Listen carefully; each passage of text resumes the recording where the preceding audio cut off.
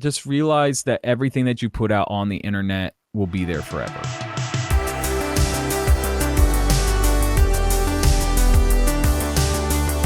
Hey, how's it going, everybody? Portable Trevor here, and today we have a very special guest. He's the lead singer of this band called The Funeral Portrait, and he's a close friend of the Kind Punk House. Please welcome Lee Jennings. What's up, man? You can hold your applause. Hold your applause, everyone. Please. No applause. No applause. Everyone sit down. Gosh. Sit down. We're fine.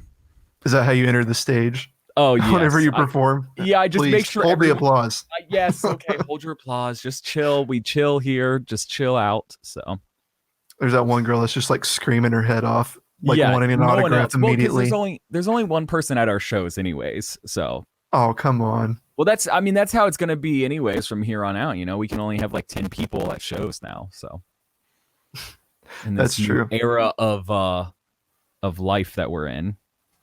I do love that meme from I think I saw it last year. It was like punk rock shows, and it was like that scene from The Office where he's like standing on like a little pallet and like one guy's in front of him, and I'm like, I hate how true that is. I feel so bad for my band friends. Oh yeah, like you walk in and you're just like, oh, that's the stage. Yeah, that was like us. We played a show not too like on our last tour in November. We do really well in Chattanooga, and which I know that's like the area that almost all the Kind Punks are from. So that's super funny. Yeah, But me too. yep. And so I just think it's anytime that we play in Chattanooga, the venue is always either it's like a coffee shop or it's like a what is it? The deli in Cloud Springs, like Cloud Springs Deli, and they I've been have to like Cloud Springs. yeah, exactly. And you show up and you're like, oh, this is the stage. Okay, you know what I mean? You're just kind of like Cloud Springs is so funny because it's also a deli. Like that's not just like a silly name. Like you can actually like order a sandwich in there. dude, So the you'll have these meatball sub, bro. It's all about the Yes. meatball I was sub. about to bring that up. The food is actually really good. No, But it it's funny is. because like you'll have these death metal people like just going crazy. Their hair's flipping everywhere. There's sweat. Like everybody's going nuts and everything. Like your ears are just getting pierced. And then to the left, you'll see like a 40-year-old dude like ordering a sandwich and like taking it home. Yeah, that sounds about right though for a lot of places that we play though. Like there's a lot of venues that will play that are just you're just like are we actually playing here? But that's I don't know, some of the most I'm trying to think of like some of the best shows I think we've ever played are at venues like that. So, I can't complain. What have been some of your like favorite like venues that you've played? Favorite. I think my all-time favorite is the Masquerade here in Atlanta. Heck yes. So it's just so much fun, dude. They treat you so well. Like you could be a small little local band that brings like just their girlfriends and their parents or something, and they treat you like you're rock stars. They make sure that you're fed. They make sure that you have some drinks, they make sure that they help you load in your gear down that crazy ass hallway now at the new spot. It's like it's one of those things that it's like not that many venues will ever do that. Even for national touring acts, you have to like beg them to have loaders or to even have catering of some sort. So The Masquerade is I think legendary. it's cool though. It's something that to me that like being here in Atlanta and having to me the best venue ever is something that's super cool. Cause it's not just me that says it. Like I meet a lot of bands and they say the Masquerade's incredible. So Yeah, I've helped out. And I think you know this band, My Captain, My King. Shout out to them. yeah. Hopefully they'll be on Yeah. the show soon. But I've helped them, I think about 2 or 3 times, like load up at the Masquerade.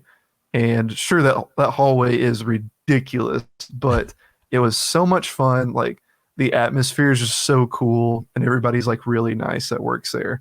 Yeah, And no, it's just fun. That's I think the best thing about that spot, at least to me. I'm trying to think of like other favorite spots.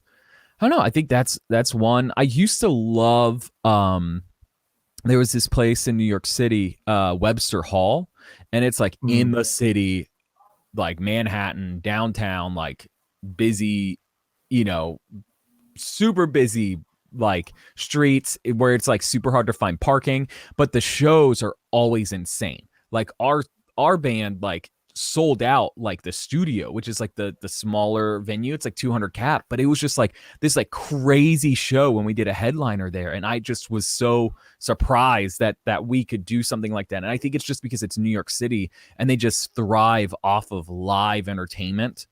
So our shows in New York City always go super well, and they're kind of the same way. They'll help you load in your gear. They're always super nice, super friendly. I'm trying to think. There's a bunch of places. I have a lot of like friends, like promoter friends. So maybe I don't Hmm. even like the venues, but I like working with a special promoter. So I think that's a big thing too. Is the Masquerade has like in-house bookers, people that like book the shows every single time. So most of the time they don't work with like outsourcing like Live Nation. Sometimes they do, but most of the time it's just all done themselves. So like I think that's a big thing is working with people that you like and that like your band. Um is something that I try really hard. Even like with switching agents, like we just switched to like a bigger agency. Like the first time that I talked to him, I was just like, "Hey, like is it cool if I send you like this list of like our tour history, and the promoters that I really like that have history with us?" And he was like super about it. And so I like that because for me that's way more important is having the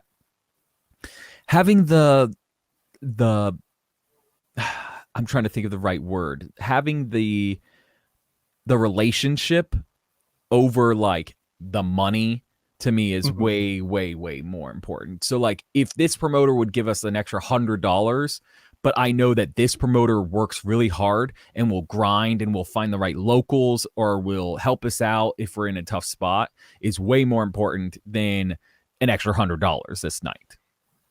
Yeah. So give me Lee Jennings' perfect formula for a good show. So whether Mhm. it's like good promoting, good venue, good crowd, like what is it? I think for me, it's definitely the crowd is definitely partially it, but I don't know. I've played some of my favorite shows have been to like 10 fucking kids. So, oh sorry if I'm cussing. I don't know if that's like allowed. You So, can do whatever you want. okay, cool. But I don't try to. I'm normally very like, but I get so excited while talking about this kind of stuff, so I just say No, I things. get it, man. Um but yeah, I don't know. I'm trying to think. So for me, I want to show up to the venue, right? And if I could have it my way, if I could have it my way, right? I would show up to a venue. There would be no stairs. You could just load right up on stage and do a sound check, load in your gear, everything bing boom. You could see the merch table from the stage and like from the crowd area. So that way it's super easy to get to. Normally, if it's by a door, like the entrance or the exit, oh, that makes all the difference. And I'll go back to that here in a second. But literally, and friendly staff or helpful staff or a decent PA, of course, and lighting's cool and all. But dude, really and truly, as long as people can hear, and even if we can't like bike up our cabs or stuff like that, like we played this show in Chattanooga just in November, and literally it was a crappy like PA, really tiny stage, but it was at a coffee shop. Well, we packed it out with like 100 kids that just went crazy and they were loving it and they were singing louder than the PA. And it doesn't matter then. It doesn't matter about the PA because that's again a memorable show, a show that I will remember probably forever because I was like, wow, we showed up, we thought this was going to be shot, we thought no one was going to care, but again, for me, it's way more about having people that are dedicated to the craft. Like again, I would play a show if I could play a show in my yard, and if I knew kids were gonna come, I would do it. Like when we played y'all's house, we played y'all's basement. That was awesome. That was a lot of fun. That was a crazy night, and that's probably one of the most memorable nights I've had, like since I've been in Atlanta. So, a quick story. I have five roommates, and we're all filmmakers. We live in this really cool house, and we've always wanted to do like a crazy like house show. And our leader and house owner Nathan was like, "Hey, let's get the funeral portrait to play our Halloween show." So, funeral portrait sets up this like crazy like it looked like you guys were setting up for like Warp Tour downstairs. Like you brought everything, all the bells and whistles, like everything you could have want. And we had like these quasar lights, like the lights were going nuts, and we had like fog machine, and it was just like a rager, man. And then like Lee ended it with a My Chemical Romance cover, and it was just a beautiful night. And Nathan like crowd surfed like no other person I've ever seen in my life. His legs were like kicking the ceiling. Is nuts. Yeah, I think he wanted to destroy the ceiling. I think that's at the end of the day, I think that's what he talked about. He just really wanted to like get get it done with. So Yeah. I don't know. I think for me, having moments like that as a Mhm. band is the most important. Like I don't care like that. Yeah, we probably could have done our Halloween show because we try and do it like a Halloween show. Like instead of like because a lot of bands do like a holiday show, like a Christmas show or something. For us, Halloween is like more important. So for our brand, being spooky and everything. So I think for us, Halloween shows have been way more special. We could have Mhm. easily booked it at the Masquerade. We could have done it. We could have made some money off of it and everything, but we didn't care. Like I didn't even care to sell merch really. You know what I mean? For me, I just wanted to freaking show up, have a good time with my friends, dress up as a hamburger, you know what I mean? And just have people sing along to songs or just have a good time. I think that was mainly it. So, and that's what we did. That's what all of us did. We all just had a fun time. There was one thing that you had on your list that we definitely had. Or didn't have. You said you didn't want stairs, and we probably had the worst stair situation you could have asked for setting up So like everything you So needed. you would think that y'all have the worst stairs, but dude, I promise you. So there's this place in Wisconsin Mm, called the Warehouse, right? It's in I can't remember where exactly in Wisconsin, but dude, let me really tell bad. you, it's literally the base cab, the 810. It's like super heavy. I mean, you remember us loading it in and out. So literally, it was just it's 3 flights of stairs. Oh my god! Yeah, And like did y'all's you carry flight up of your PA stairs and down everything? 3. No, so we don't bring the PA, luckily, Okay. because we just brought the PA for y'all because y'all don't have one. But Yeah. like, no, but still, there's like drums, there's all the merch, there's all the bass cabs. We use like a bunch of cabs and stuff. So it's like it. But listen, I will say though, the only reason why that venue is still there is because it, the shows do great. I've played 3 shows there and they're insane. They're always super fun. It's not a big spot. It's maybe 500 cap venue, but it's just like we have some of the funnest times at these like spots that just are like, why is there a venue 3 flights of stairs up? But sometimes it's the best. Mm. And I remember you were saying like some of the best shows you've had were like 10 people, and a lot of those were probably like the band members like playing the show, like watching you guys, because I've experienced that with like my captain, my king. Like I remember I would help them with their gear and everything, and I'd be like, "Yeah, it's gonna be a dope show." And then I'd look around, and it would be like the band members that were playing that night, and I was just like, "Oh man!" Yep. And But the thing is those band members, though, if you can win over those band members, guess what mm, they're gonna do? They're gonna tell their friends, and they're gonna tell their girlfriends, and then their girlfriends might be even at the show, and those girlfriends are gonna be like, "Oh my god, this band, the Funeral Portrait, they're so awesome. I'm gonna go listen to them, and then I'm gonna go share their music with all my friends." So it turns into this thing where it's like, okay, um, there's 10 people now, but then the next time that you come, that 10 will turn into 15, and that 15 will turn into 20, and then that 20 turns into 50, blah, blah, blah, blah, blah. And it just gets bigger and bigger. And I think that's the thing is a lot of bands and a lot of artists, they care way too much about like how many people are in the crowd than they care about like actually performing to the people that are there. Because for me, I still put on an awesome show.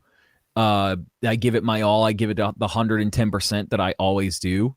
If there's 5 people in the room, or if there's 1,000 people in the room, which we've had. We've played some crazy shows. We've played some festivals. We've played, the big rock festivals, and we've played these shows with other bands that bigger bands, and I still go ham up here to 1,000 to 2,000, 3,000 people, but I'll also go ham to just 10 kids. Dude, that's awesome. That's a great mindset to have. And I guess my question was like, did you ever like go to a venue that you were expecting a lot of people and just not like it just wasn't as promised and you were just kind of like, really?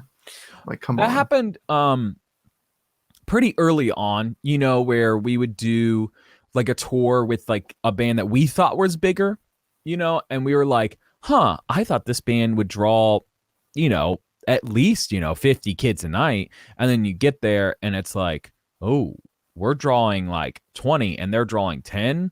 Maybe we should be headlining. And I think that at the end of the day is when that you're like kind of, you need to step back and you got to kind of look at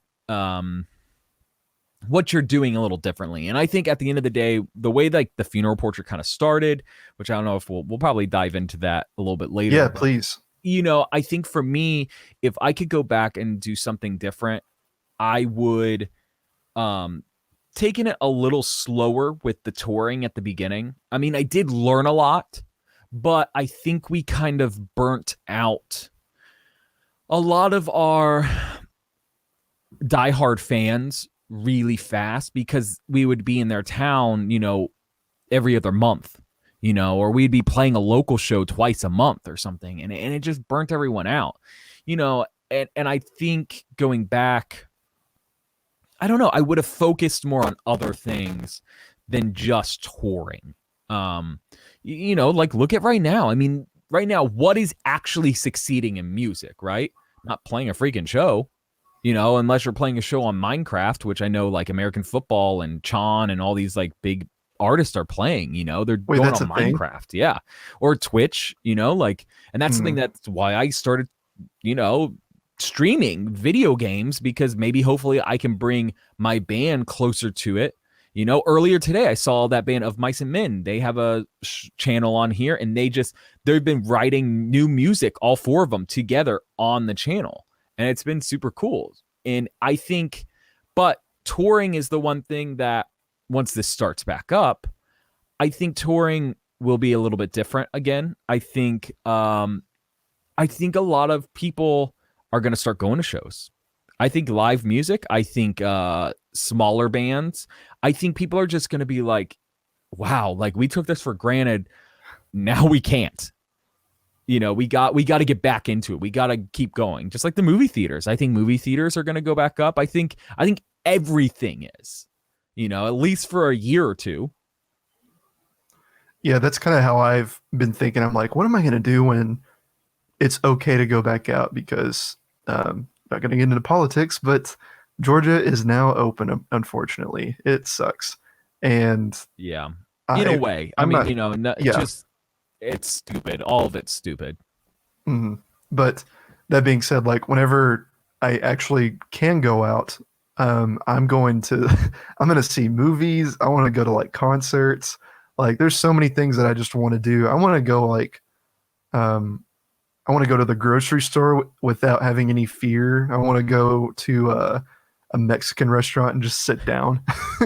Like I probably won't even order. I'll just sit down and be like, I'm here. I just miss the chips, dude. Unlimited chips. Dude, you got to get queso too. That's my favorite. Of course, always the queso. But no, that's part of it though, and that's definitely something that I mean by that though is like I think if I could go back and redo stuff, I would have focused a little bit more heavily on our social media, on stuff, make stuff sound better, look better, make myself look better. For years I was very just recently I just started losing a good bit of weight. And for me, I'm still always going to be a bigger dude, but I wish I would have started sooner. Because one, I just feel better. I feel so much better. And I feel like our shows now are going to be even better than they were before. And these are all important steps of being in a band or being an artist that I should have taken into consideration besides just, okay, we got to go on tour. grabbing the van. Come on, let's go, guys. Let's practice twice, and it's like, you know what I mean? It's like, what does that really playing to the 5 kids that we've played to for the past year? Does that really, really work? And it's like, yeah, maybe 2 more will trickle in and 2 more will trickle in, but I think it's working smarter, not harder. And I think at the end of the day, I've learned so much from the past 5 years of being in a band that have now helped with this next step of the funeral portrait. Yeah, and I think an important part of that is learning to adapt to the times. Like you said, like, American, was it American football? Yeah. Playing Minecraft. And like one example, and this is kind of like older news, but Chance the Rapper, independent artist, like knew he couldn't make money from like just playing music and putting it online. Sold his music for or put his music online for free and just sold dope merch. And Yeah. you guys have dope merch too, and you understand the internet really well, like all of you Yeah. guys do. So I know you, and you're already at like what 63 followers on Twitch, something like that. Yeah. Twitch is a weird thing. I guess we could dive into that. Mhm. Yeah, So like I literally, you and I remember when you got your Elgato, right?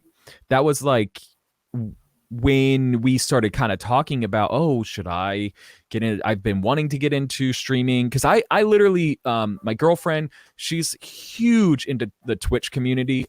She doesn't stream, but she watches that show called Critical Role, which, they do Dungeons and Dragons and they're voice actors and they're incredible. We've it's a seen good them. show. Yeah, it's incredible. And we've seen them live before and we've met them multiple times. And she runs this huge fan account, blah, blah, blah.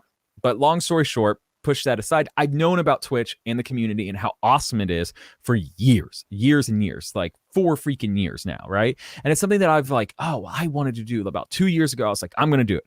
And then I looked and I was like, well, I would have to buy a PC because nothing really OBS didn't really support, which I know that's what everybody was using, Max. It was just very new. It was just everything was kind of funky. So I was just like, I'm just gonna put on the back burner. I'll get to it when I get to it. Maybe it will be better if I have more people that can join in at first. And then when you started doing it and us being at home, I was just like, man, I am going crazy. I need to do something. And so I like, Time.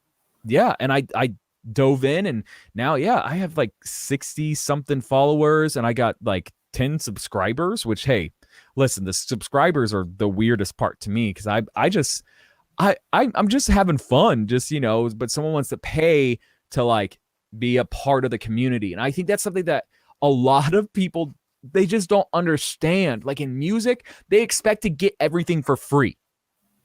Where Twitch, it's such a different community. They like want to support the artist. They want to support the person doing the creating. And I mean, my first stream, someone tipped me like $10, and then another person tipped me like $15, and I was like for real, like it's like why? Like I'm just here hanging out, and as it gets bigger and bigger, over the past like 2 streams, because now I've just streamed 3 times, and that's another thing too is I think Twitch, giving me this little verification like affiliate thing. I think for me so fast, and that's because I guess I looked it up and it's because I'm in a band. They have this thing with that company Bands in Town. So like if you have a Bands in Town account and you link it to your Twitch, they kind of go through it to see like how decently sized you are, and so that way they can help you raise money during That's this cool. time. So I was like, oh, that's cool. So I guess it had something to do. I still had to do a certain amount of things to get it, but they kind of like pushed it forward through their box of, doing everything. But I I'm think pumped. I'm pumped on it. yeah, that's awesome. I think a huge part of that is like, or the reason why I think Twitch works is because you see the work. Like, there's not a lot of platforms where you see the amount of work. Like, I think it's funny. Like, some of my, and this isn't me like complaining or anything by any means, but in the past year, I put out the most content like I've ever put out, and it's gotten the least amount of views I've ever got, and it's some of my most proud work. But whenever I've been on Twitch, like it seems like more people have been like watching and everything. Like sure my views are like super low, but I think it's cuz like oh, like we see the work, like this is live, like there's no like cameraman, like I don't have like the only person that's helped me is Chase and Yeah. like we try to do OBS and everything and it just like wasn't working. I'm streaming from a little MacBook Pro that I have. So no like super fancy stuff. I mean, I have like the hue lights. That's probably the coolest thing about my set. and But but yeah, it's I think that's it. Like you're seeing the work being put into it. yeah, I totally see it. I think for me, it's weird though because you think about like with music, right? Like you're going to Hmm. see these people. It's just like with movies and stuff. When it's the same thing. Like you see it. It's there's a lot going into all of this. I just think it's the Hmm. community. I think Twitch was founded upon that paying it forward. You know what I mean? Hmm. If you enjoy, you leave a tip. If you like it, you subscribe. You know what I mean? Like if a cool moment happens, cheer them on. You know what I mean? Like, or if you Yeah. want attention, that's another thing too that I think Twitch does really well. Is I think they really push the treat me special, treat me different if I give you money. They treat Hmm. the VIP thing, and that's what a lot of bands are doing now. You know, when you go and see a band play live, they they have VIP meet and greets before the shows or after the shows. And I think that's something that I'm like completely for because for me, I I I want to meet everybody, but one, it's really hard, especially if you become a really huge artist, right? And two, if someone is, I don't know, again, I think it's part of the whole I will still meet fans for free if I'm like walking from my van to the merch table, right? And this is to a point, right? Because for me, and then I hang out at the merch table all night long and I meet everybody that I can. But if we ever get to the point where I can charge to do a VIP meet and greet, so that way we can spend the actual time talking or doing something cool, I'm all for it. Like this band Issues, right? They're super cool dudes. They do a before show VIP meet and greet, and what it comes with is they do a Super Smash Brothers tournament. That is So awesome. yeah, so all the members, all five of the members or four of the members are entered into the tournament as well as the VIP kids, the people paying for VIP. And you just play with them, and then whoever wins the actual tournament, unless it's one of the band members, gets like $100 gift certificate to merch at the merch booth that night. And I just was like, this is so cool. Like that's a really cool thing, and it's something different. Like that's something that why wouldn't you pay for that? Like if I was the biggest fan of Issues and I love Super Smash Brothers, which most people like Super Smash Brothers, why wouldn't you want to pay for that? Exactly. And I think that's just such a unique way because like I guarantee any of those kids, even the kids that like lost, I bet they didn't care because they probably had the time of their life. They're hanging out with their favorite band. Man, they're playing No. Super Smash Brothers. So it's like a memorable night with, the potential of winning a cool bonus. Yeah, I think that's at the end of the day the cool thing about it. And it's about doing something that you're guaranteed this thing, right? Because if Mhm. you go see a band, especially like back in the day, meeting them mm, really wasn't a thing. Like really and truly, like you wouldn't meet them unless you were like a hot girl that wanted to like sleep with them. Mhm. VIP meet and greet and stuff wasn't a thing, or you'd have to wait at the venue for like 100 hours. But now that VIP meet and greets happen, I think it's so much cooler because you're like, okay, well, I'm one helping the artist because most of the time the money that you're giving 100% goes directly to the artist. Now it might go towards paying for special things, or maybe like I know some bands like Issues, they use that money that pays for their bus for the whole tour. So that way they can live better instead of taking a van or taking two vans, you know what I mean? Or that helps Mhm. pay for their crew, and they can put on a better show because they can hire better crew, or they can rent more lights, or this or that. There's all these different things. And then two, you get a designated time to hang out with a band that you 100% know. So I think it's cool. I'm all for the whole VIP meet and greet thing. And I think Twitch is built off of the same thing. And I think that's where I'm trying to kind of get to is, Yeah, it's like you can highlight, like in on Twitch, you can press the little button and you can use your channel points to like highlight your message, right? The only reason why you would want to highlight your message is so that way when there's like 100 people talking at the same time, the streamer can see your actual message. yeah, I love that concept. Like, there's so many like cool things. Like, I love the bits. I think that's a Yep. really neat idea. And I think another reason why like you were able to get like 10 subscribers, that is amazing for the amount of followers that you have. That's like unheard of. Yeah. And um, but I think it's also cool because like at a show, if you want to like leave a tip or pay for merch or whatever, you got to pull out your wallet, you got to like get out the cash and do this. Like Twitch, like one click, like Yeah. maybe even It's two. I don't it's know. all It's so it's it's all so much connected. easier, and I'm sure you've experienced this too. Like bless these kids' hearts, but there's always those like awkward kids at shows that just like oh man, I want to talk to Lee or whoever, but I'm like so nervous or whatever. And have you ever had like a kid just kind of like he's got his head down, like handing you Oh, the money? you have no idea. I've had kids cry before. Are you serious? Yeah. I've That's literally awesome. had kids cry before meeting me, and it's like, why? Like I'm just some random human that's like I try really hard to like make sure that they know that the way that I treat fans are just like I'm literally you, but with a microphone in my hand. You know what I mean? Like you can be me, just hold a microphone, have something to say, mean it, and just be that way.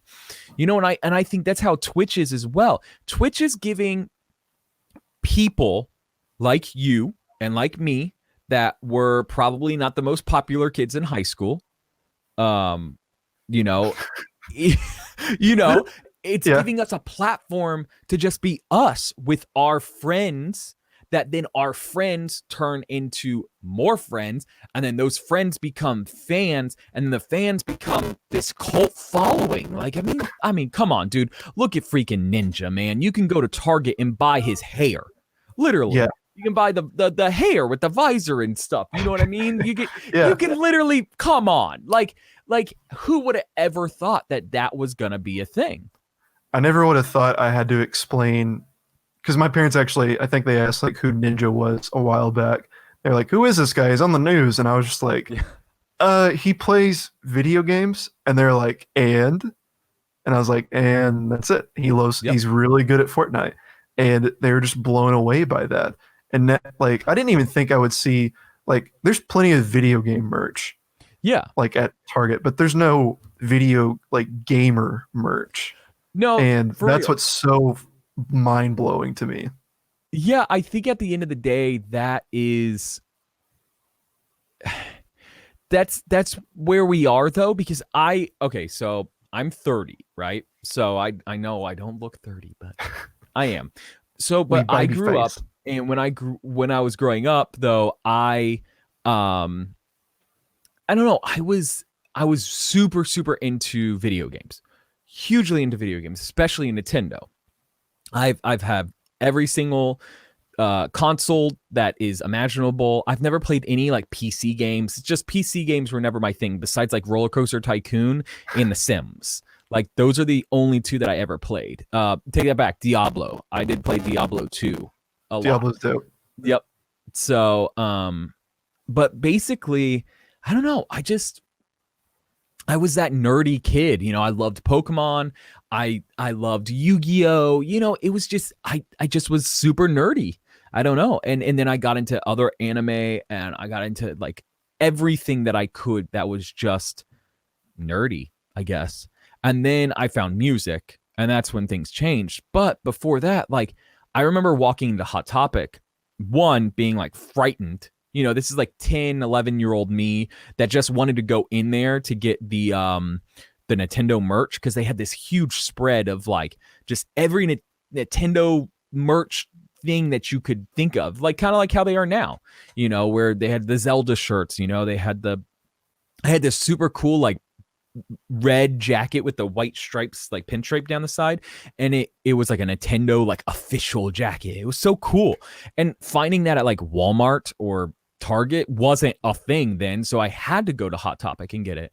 So it's crazy now though, you go into Target and you can just see stuff for a gamer, you know what I mean? it, Hmm. it's it's insane. It's just like music. I mean, music was kind of like that too, where the cool thing for a while back in like 2008, 2009, the reign of emo music, MySpace, was rock and roll, was music. So now it's this, now it's Twitch, now it's becoming a streamer. Hmm. I remember when I was a kid, I was obsessed with Yoshi Story. You remember that game? Of I course. loved that game when I was a kid. And I remember I was like really obsessed with it around my birthday when I was like super young. Hmm. And my mom was like, "What do you want for your birthday?" And I was just like, "I want a Yoshi." And like I guess in my head I was like thinking like surely there's like a Yoshi toy. And my mom like came up to me and she was like, "Trevor, there are no Yoshis. I don't even know what that looks like. I've asked everywhere I could." And now if you go anywhere, I guarantee you can find a Yoshi plushie of Yeah, you could some probably go to sort. Kroger, dude. Yeah. The Like grocery Kroger. store. Like, you know what I Hmm. mean? That's not even Walmart. You know what I mean? That's Hmm. a grocery store. Yeah. Like isn't that like a weird thing that's like where nerd culture is? And I think a big thing is shows like, Big Bang Theory. I think Hmm. stuff like that have actually taken nerdum and nerd culture to the next level. And I think I don't think it's like plateaued really, but I mean it's made comic books cool again. Oh yeah. Um and it's one of those things that it's just like D&D. Critical Role. They have made D&D explode again, to the Oh point yeah. now that Critical Role is canon. You know what I mean? Like it's part of D&D. Like you can Hmm. literally go to the places, that Matt Mercer made in your D&D campaign, because they have campaign books now that are officially licensed for D&D. I played my first D&D campaign because of Critical Role. Like I played it like 2.5 years ago with some friends, and I was like, "This thing is awesome. Why did I not play this when I was a kid? I would have been Yeah. all over that." I think it helps being very creative. And you can always I tell agree. when someone has played D&D or they've played some sort of role playing, even that just being like a theater kid like I was, cuz I didn't have too many friends, so playing like D&D, and I grew growing up I had some learning disabilities, especially one with like reading and Hmm. writing. So the idea of doing something where I had to do a lot of reading just was never my thing. Um Besides Pokemon, but once you understand what the cards do and what they mean, you kind of get it. And I was obsessive to the point where I knew instantly what each card did when they would come out. But I think for me, I did have a hard time making friends, because I was a guy who did musical theater, who did chorus, who wanted to, dance and sing and do these things. And so when I found Pokemon and I found my local card shop and I could go there and just like everybody else was just super into this one thing that I was too, it just Hmm. exploded for me. And that's why like Pokemon just ruled my life for so long. And it sometimes still does. I don't get to play as much as I used to. Um, for me, I didn't even really I played the Game Boy games a good bit, but I played the cards way more. Like to the point like my Hmm. mom and I would just battle each other over and over again, so that way I could learn more strategies and we could learn, I could just do these things, and that way I could go to championships and do those things, and go to the Southeast finals and stuff like that, because if I didn't, dedicate my time to that, I was going to dedicate it to something. So at least it was something that at least helped me read and understand life a little bit more, problem solving. And, I think that's what it is. And same with D&D. I think D&D can help so much. And I think it's something that I wish more people understood, that nerd culture is based around being smart. You know what I mean? Yeah. Um, I think that's the most important thing, is like, I don't know. I think being smart shouldn't be a weakness, or even having learning disabilities shouldn't be a weakness. You should find what that weakness is. So let's say like a learning disability, they say that it's a weakness, right? I know I can't read perfectly. It's just like when I stream, right? Like I have a hard time trying to pronounce people's usernames, because I'm just like, what in the world? And that's a lot because of me having like dyslexia as well. It just fucks up with my brain. My brain just is like, oh, what is that word? And I'm just like, listen, dude, thanks for subscribing. And then I try really hard. I'm like, thanks for the snacks. Oh, no. That's not what it says. Thanks for times. I don't even know. And I think that's part of it though too. And I think lately, my last streams, people have been like, oh, that's hilarious. Like it's funny. You can't pronounce them. I think it's part of who you are. And I think that is why I like nerd culture. I like this whole thing, is because it doesn't, Twitch in general, man. Like, you just got to find your thing and do it. It's like you, man. You have found your thing. You like doing this, right? You like Love it. interviewing people. You like just hanging out. You like anything to do with video. And now you're getting more into audio. That's something that's super cool. And I think more and more places like Twitch are going to be shined upon. And this is something too that has been talked about in the music industry a lot, is what are we going to learn from this time going forward? And I definitely think more and more bands are going to start doing this, the whole Twitch thing. And I've seen it. I mean, All Time Low, A Day to Remember, Blink 182, Of Mice and Men, Anthony Green from Circus Survive. I mean, literally all of them I have literally seen on the homepage of Twitch, either playing games or just live streaming, like them playing acoustic songs. That's so cool. And I'd love to see that more. And some of my Atlanta acting friends, they premiered a film last night on Twitch. Like that is so cool. Like I That's would love cool. to see more of that. Like See, that's cool. if more like movie studios did that, like premiere films, like even during this time, Twitch would be amazing to do that for. Like Yeah. I would be blown away. That would be a huge step forward for like live streaming and like the capabilities of it. Yeah, that's cool because you can interact with it too. And I think Hmm. that's the best part about it, is there's a chat going on. And not just that, like, we have sound alerts turned on. Like last time I had sound alerts turned on, and I have like a clip of our song Holy Water. And if you just like do 100 bits or something like that, I think that's what it is, right? Yeah. Hmm. You can play all of these like little things, and like 100 bits, I think it's like what, $1 or something. I think that's what it kind of like associates to. It's something about that, right? Hmm. So, but it's like one of those things that it's like, how cool is that like now you're interacting with me while I'm not seeing you. And I think that's part of it too. And that's what goes back to playing shows and doing stuff like that. Is I love playing shows because I get to hang out with so many people. I get to interact with them. We get to talk.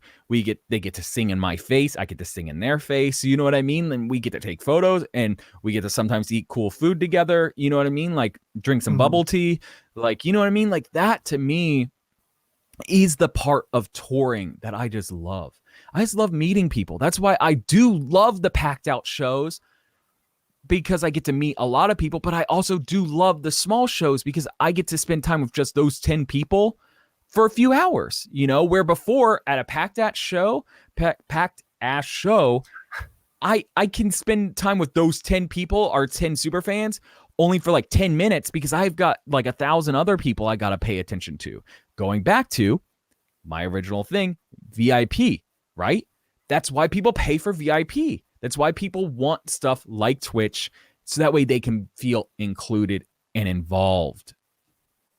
Absolutely. And like I actually had somebody ask me this, like, why do you do your show live? Like, why can't you just upload it? And I'm like, because I want people to interact with me. Like, sure, Yeah. you can watch my show tomorrow, but the magic of, and I'm not, and by the way, I am not the first person to ever do this, but the No. magic of this show is like, it's not like a normal talk show. You can interact with me.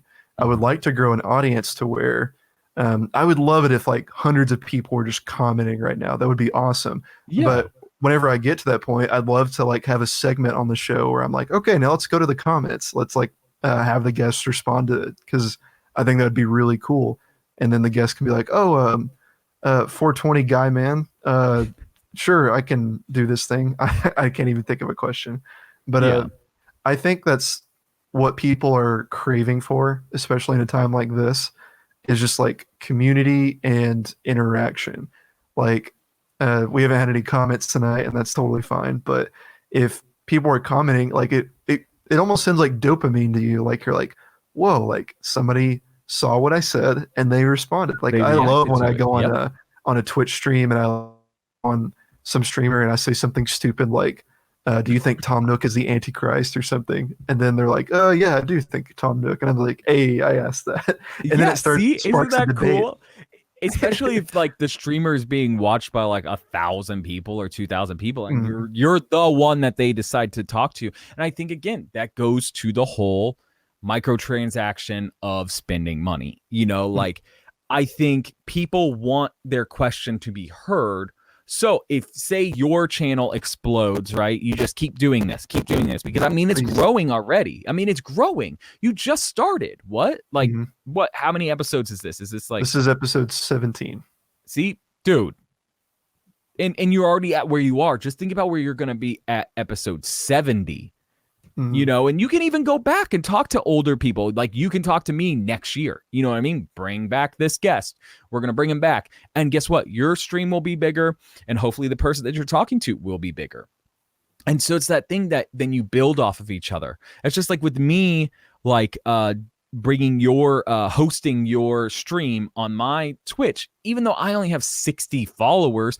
Hey, hopefully some of those kids or the people watching will enjoy it and they'll be like, oh, cool, I like this guy that's interviewing Lee. I'm going to follow him, or I'm going to go check out all of his other stuff. And I think that's a part of this community that bands need to listen to. If you're in a band and you're listening to this, it's about a community, not being better than anyone. what are some mistakes that you keep seeing bands make that you wish would just like stop? You're like, don't do that. Like just do this instead. Um, just realize that everything that you put out on the internet will be there forever. Something that I wish I would have learned forever ago. Yes, I'll always get better, of course, but always take pride in making the best content. Mm, Don't just release something that's like a demo. You know what I mean? Like actually spend time developing your sound, actually invest. And I think that's a big thing too, is a lot of bands, yeah, it's cool to do something for fun, but if you really want to be in a band and you just are like really, really want to do it for real, um, you gotta you got to invest. It's a small business. I mean, that's literally, I mean, we literally, the Funeral Portrait LLC, you know what I mean? Like we are a legitimate business, and we run it like a business. And I've been running it like a business from day one to the point where I've invested thousands upon thousands of dollars. It's like our van, dude. Like we had a crappy van that just kept breaking down. And I was like, you know what? I'm going to invest the money and get us a nice van that we can live in and support ourselves with and have a good time with. And I did that. And guess what? It has made everyone so happy, including myself. Yes, it costs money every month, but does it make my life easier? Is it an investment? It is. And that's what it is if you really want to take it like your life, invest the money. Pay that designer that does all of Falling in Reverse's merch that you love, or Blackcraft, merch. And he costs $300 per design, but guess what? You're going to sell way, way more designs than, your local little guy that, or you learning Photoshop on yourself, you know what I mean? And designing some logo. And that's it too, is, everything has to look and feel authentic, but it has to also look and feel real and professional. But going into it, really and truly, I think you got to invest not just money, but invest your time. Every business takes time. My business, the funeral portrait, and then my studio that I have here, I've been doing the studio for 10 years. You know what I mean? And I'm still not really that good at audio stuff, at recording bands or recording, artists. I'm decent, but I haven't invested the amount of time because I've been running a second business, being my band, and that's it too, is my band is my main priority at all times, because it's something that I've invested so much of my time and my money, and it's what I'm banking on. I have my heart into it at all times, and doing stuff like this, like this is a great opportunity. A lot of people would see, like, I know, like, a lot of people in the industry. That's why when you told me that you've had such success, like, your last guest, that the guitar player that played for the Midnight, right? Mm-hmm. Like, that's super cool. Like, I know a lot of people that would look at your channel and just be like, oh, he's not worth my time, blah, blah, blah. Like, he only has 100 followers or whatever. You know what I mean? It's like, no, take every single opportunity that comes your way. You never know who's watching. You never know who this might, you're going to upload it to YouTube, and just who could watch it and be like, oh, you know what?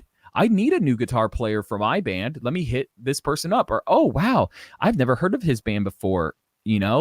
I think taking the opportunities and investing your time and treating it like a business is the rule of life. Absolutely. Like, and I mean, I haven't had like mega stars on my show, but I've had some people like Aaron Tuning. He was a big Viner back in the day. He was one of my earlier guests, but I had him, or I was like promoting, like, hey, Aaron Tuning's going to be on the show. And people were like, how did you get him? And I'm like, I just DM'd him. Like, there was no, like, I think it's so funny. Like, some of the best opportunities I've ever had were because I took a chance and I just asked. Like, there's no harm in asking sometimes. I think like that's one of the easiest things ever. Like, how many times have you gotten an opportunity just because you asked? Yeah, no, all the time. I mean, if you don't ask, if you don't go for something, you know what I mean? You don't just release. I think this is the thing too, is a lot of bands and a lot of artists, they'll go and they'll spend thousands of dollars to go record a record with blah, blah, blah, right? With some huge producer that has like a Grammy or something, right? They'll spend $100,000, but then they'll just release it, right? They'll have no plan. They'll have no shows booked. They'll have nothing. You know what I mean? They'll just release it. Oh, here it is. Maybe they'll have a music video, something, and some decent artwork, and just, oh, here it is. And that's it. They won't promote it. They don't grind it out. And that's the thing too, is like, going back to the whole merch thing. I remember I talked about like having a merch table near an exit. Dude, listen, our band grinds to the point where our last CD, we sold like 3,000 copies on this one tour. We did a tour that lasted 2 months, right? We sold 3,000 copies just because we would hit the line before and after the shows. So we would stand at the door and be like, hey, you get a free poster if you buy a CD. And they were like, oh, hell yeah, we loved your band. You guys were cool. Boom, boom, boom, boom, boom. And it's because we sat there forever and just grinded and grinded. And that's what it takes, grinding and just shooting your shit. Really and truly. You never know, right? You never know. And it's just like with us as a band, like if we wouldn't have hit up this manager that we have, right? We have this really cool dude. He's super awesome. He's been doing it for a very long time, and he knows his shit. You know, he used to work with Volbeat. He used to work with I Prevail, Seether, Scott Stapp, Whoa. and yeah, so he knows his shit. You know what I mean? But we hit him up, and we just, you know, he heard our stuff from the radio as well. But it was just like, oh, whoa, like he actually responded. Oh, whoa, he said, call me now. Oh, whoa, I guess we're doing this. You know, it just went because we're like, you know what?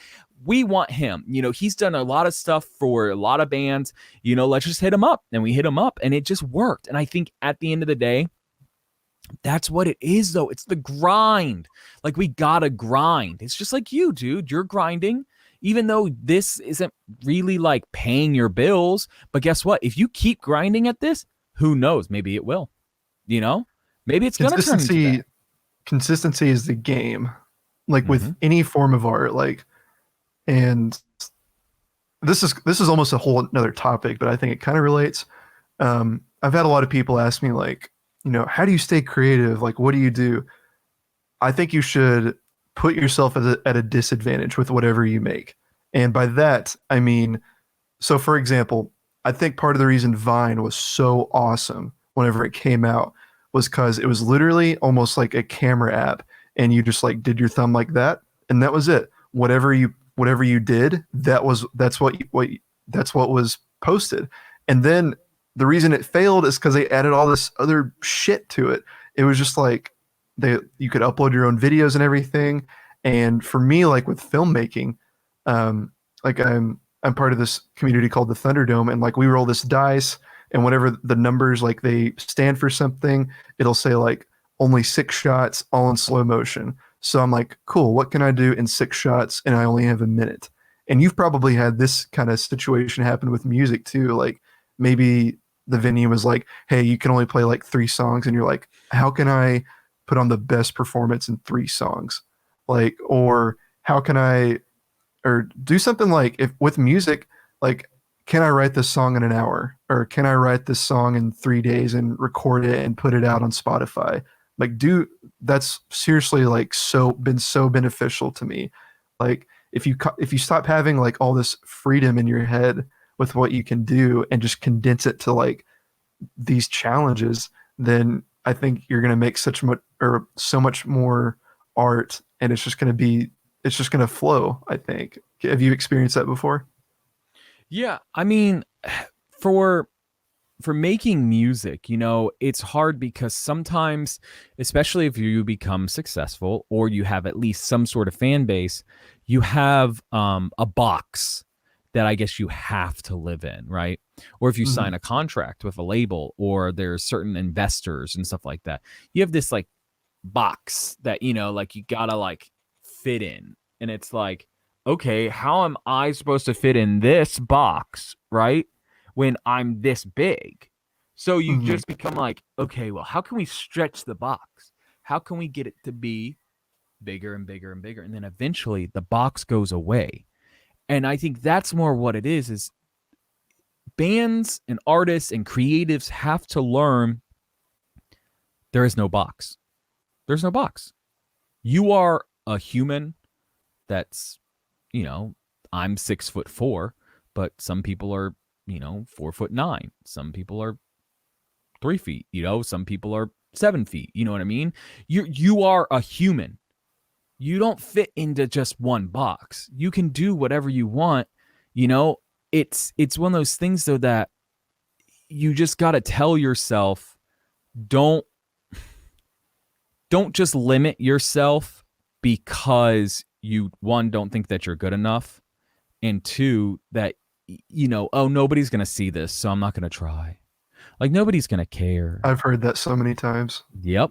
I'm sure you do. And you know, you're talking about the Thunderdome and you guys doing those awesome exercises of doing, you know, it reminds me of like on TV, you know, you have like Chopped, you know, on Food Network, right? Chopped, Hmm. and they're like, okay, well, you only have 5 ingredients and you got 20 minutes. Make me a banana split, and you're like, but there's no bananas.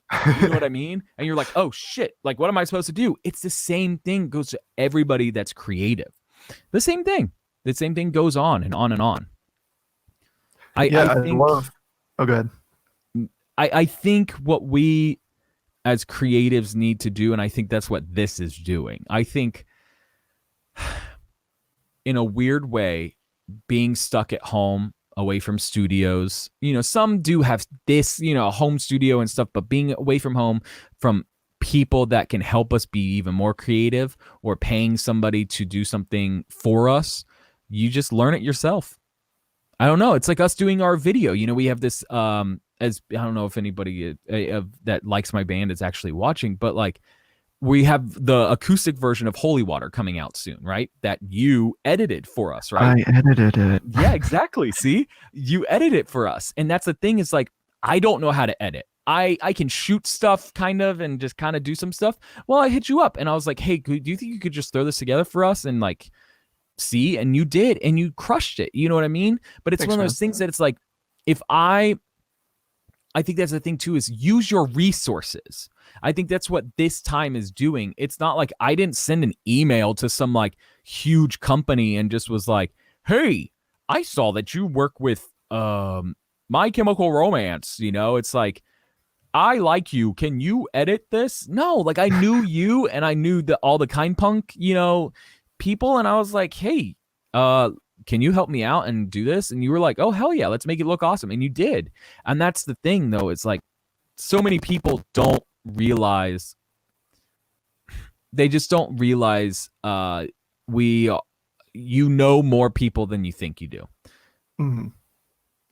I agree with that. Like, and I think that's also a challenge in itself. Like with this show, I I don't think it would have worked as well if it was another time because like I'm taking advantage of this. I've asked so many people like I mean I haven't I'm not gonna like message Beyonce or someone like that and be like, hey, you want to be on my show? Like I'm messaging reasonable people. So make sure you like kind of I don't want to say stay in your lane, but Yeah, kind of like yeah, be limit. realistic. Yeah, be realistic, of course, always. Yeah, so like take chances like and use your resources. What you have works. Like um I have a very outdated camera. Yeah. It's a Sony A7S II, and that's usually what I shoot with. All my films that you see on my channel, like those, that's what I use. And to a lot of filmmakers, they would like scoff at it and be like, "You can't Oh make yeah. the art with that. Like that is an outdated camera." And also, every filmmaker is French for some reason. Uh, It's any artiste. yes, it is the art. We got to go to the museum. but Literally. um, it's worked. That's my point. So I'm sure there's a guitar that you have and you're like, I can't record with that or like this is like I can't use this computer, it's Yeah. outdated or whatever. Well, And that's yes, that's how you be creative. Like use that to your advantage. One of my favorite like music stories like of all time is and you may have heard this before. So Smashing Pumpkins, Billy Corgan, uh he this was like I think at the height of their career. Billy went to like this yard sale or something like that, and he found this guitar and he bought it for like $1 or something like that. He grabbed it, like nobody wanted it. It was like so beat up and gross. So Billy plugs it in and it sounds awful. yeah. So, but he figured out whenever he's like, whenever he's like using his fingers on the neck, what is that called again? Just Yeah, like like I can't, strumming or like what? no, on the neck, like with your hands. Is Yeah. that called something? Okay, anyway. I Yeah, thought it was he's like there's got like a his hand term. on the neck, dude. Yeah. Yeah. So he figured out when he took his fingers off the neck, it made this really cool like Yeah. sound. So I can't remember what song it is. You'd have to look it up. But so he made that song with that guitar. It had all these limitations. Billy could have easily plugged it in and could have been like, what a piece of junk. Why did I buy that? But he used it to make like art out of it. And it's a really cool song. And the lyrics that he uses it with, I'd have to look it up again. It's been a while since I've heard this story. Yeah. But he, the way he writes the song with the words and with the thing, it's like beautiful. And now you can't even buy that guitar. It is worth like thousands of dollars. Yeah, because of that. And see, that's the thing though, is that so many people That's going back to like what we did with our acoustic video. It's like, what, I don't have I don't have a budget to do anything because no one's making money right now, and two, um we can't just hire a film crew to come and do a music video for us, so we just recorded it because, and my guitar player Cody, he lives in upstate New York. You know what I mean? He doesn't even live here. So he started recording his guitar parts, and then I put together some more stuff, and then this person put it more, and everybody kind of put their own thing in, and then it turned into this acoustic version during us being quarantined, and then I filmed us, kind of, right here, with my little ring light and my crappy Nikon camera, and then Cody, he literally used his phone. He literally used his iPhone to shoot his, to shoot That's his awesome. footage. One of my favorite things at the Thunderdome is with all the challenges. Like one of the challenges whenever you roll the thing is shoot on your phone. Mm-hmm. That's one of the challenges. Like you can't use any cameras, It's a cool nothing one, else though. but your phone. And whenever we premiered the films, uh, there was one film like this guy. I remember he went up there and he was like, "God, I'm sorry, it looks awful." And Isaac was like, "No," and he looked at everybody. He said, "How many of you were bothered that that was shot on an iPhone?" And nobody raised their hand. And that was with any film. Like I guarantee nobody's gonna watch the Holy Water acoustic video and be like, "Oh, an iPhone, really? Like why would you do that?"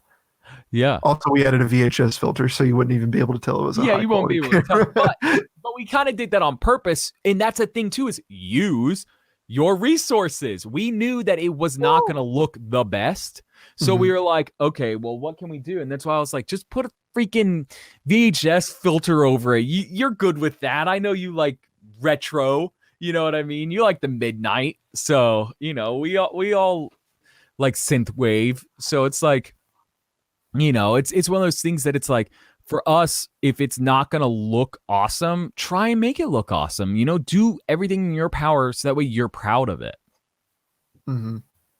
And also, that's my secret. Anytime I have bad footage, just throw a VHS filter I think on it. that's No one will ever everyone's. I know. I think at this point that's kind of found footage. Ooh, found footage.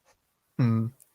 I try not to be too gimmicky with it because I know it can be a little overdone. But I try to be very stylized with it. Like for years, I didn't just throw the VHS filter on it. I was like, I'm gonna try these like light flares and stuff, and Yeah, it looked really cool. And then there's a part where I like doubled you. Like there's like three yeah. Lees No, like it singing. looks super cool. It's definitely like, I don't know. For me, it gets the job done. And I think that's it. It's like they didn't need to be crazy high budgeted. It doesn't, it's an acoustic video of us in quarantine. You know what I mean? It's the description is going to say that, it's going to be like, Mhm. the band got together in quarantine and put together this special video for you guys, because that's what we did. We wanted to do something that was a little different, to bide time until we can actually all be together and record this record. And it's such a cool thing too. I feel like it humanizes a lot of bands. Like Backstreet Boys did it, Goldfinger did it, Yeah. and for you, like your fans are going to be like I feel like it's kind of inspiring to make a video like that because they can be like, whoa, like Lee has these like crazy like expensive like music gear and everything, and I've seen him on stage. He's like 8 feet tall. He's so cool, and now he's at his home. He's using his like whatever he had in his home, and I Yeah. mean, you're in a cool looking studio, but like you're in your house too. Yeah. I do have the studio, which is good, but it's something that I've also built up over the past 10 years, So it's like, it wasn't just like I just woke up one day. It was like, oh, I'm just going to build a studio. Yeah, totally. Well, Lee, I think we've went over an hour, so this was an awesome conversation. I Is there know. anything else you'd like to add, man? That how awesome you are, and that, everyone should follow you and support you or subscribe or everything because you're just a cool dude. Dude, So, thank you. And time to plug you in the funeral portrait. Like, oh, please cool. tell everyone where So, we can find you. if you didn't get the whole gist of this, I sing in a band called The Funeral Portrait, and we got some music on the Spotify or on the Apple Music or on Amazon or wherever. Just type in The Funeral Portrait. It'll pop up. You'll see my face. And then I also stream on Twitch under Ghost Kid Lee. So it's very easy to find me because again, you'll see my face with my little doggy. We're like this. Oh So my God, is Bandit around he's you right not now? here. No, he's upstairs right now. No. So unfortunately, so I'm bummed. so no Bandit. But hey, next time that I'm on, we'll make sure it's Lee Jennings and Bandit. And So Bandit. Yes, yes, please. Well, everybody, thank you so much for watching. Lee, thanks for hanging out, dude. It was a of course. pleasure. And hope you guys have a blessed day. And I will see y'all later.